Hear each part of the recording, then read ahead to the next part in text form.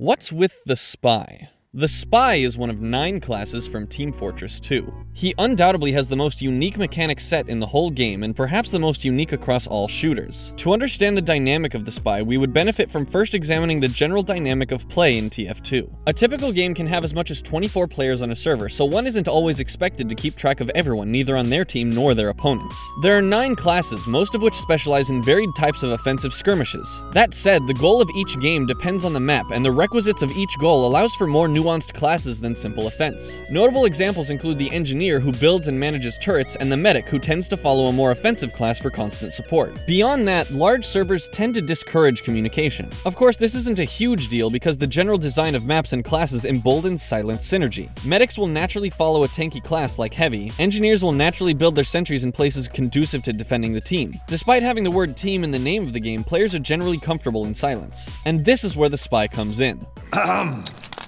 Gentlemen? The Spy is equipped with a distinctive arsenal. Besides his simple revolver used for long-distance attacks, virtually everything he has is markedly unique to him. Firstly, he has the ability to turn invisible. The default Invisawatch allows him to turn invisible for a temporary period of time. The more versatile Cloak and Dagger is the same, but allows him to stay cloaked as long as he isn't moving, at the penalty of having fewer opportunities to recharge. Finally, there's the Dead Ringer, which leaves the Spy visible until he takes any damage. At this point, he will turn invisible and drop a fake corpse to fool enemies. It's important to note that while invisible, the Spy is unable to attack in any way. While these cloaking devices can be used effectively, they're designed to fulfill the same objective: infiltrating the opponent's base. In order to stay in the base, he has the Disguise Kit. This item allows him to change his appearance. Once disguised, opponents looking at the Spy will see a friendly teammate of any class the Spy chooses, including other spies. This can lull them into a false sense of security. Once the Spy is comfortably situated in plain sight, he can cause trouble in a few ways. First, he has a knife which deals paltry close-range damage. If you approach an enemy from behind, the Spy will adjust how he holds the dagger, indicating that you're able to execute a one-hit kill, appropriately called a backstab.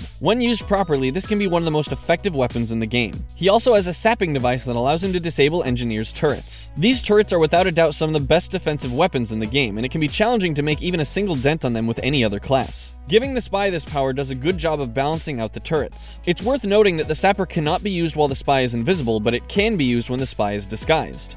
So if a Spy looks like your teammate, acts like your teammate, and they can turn invisible, how do you even recognize them? Well, one should be on the lookout for teammates who seem to be acting suspiciously. It's rare for a fully healed teammate to be wandering deep in your base. You can check if someone is a Spy by attacking them. Friendly fire is necessarily disabled on your average server to facilitate this very mechanic, so there's virtually no penalty for being wrong. The only way to be certain beyond that is by trying to collide with the player. For a normal teammate, you can usually walk through them just fine, but you'll come to a stop if you try to walk through an opponent. This is also true of disguised enemy spies. Even if they're invisible, you'll be met with resistance and see an outline of where the Spy is.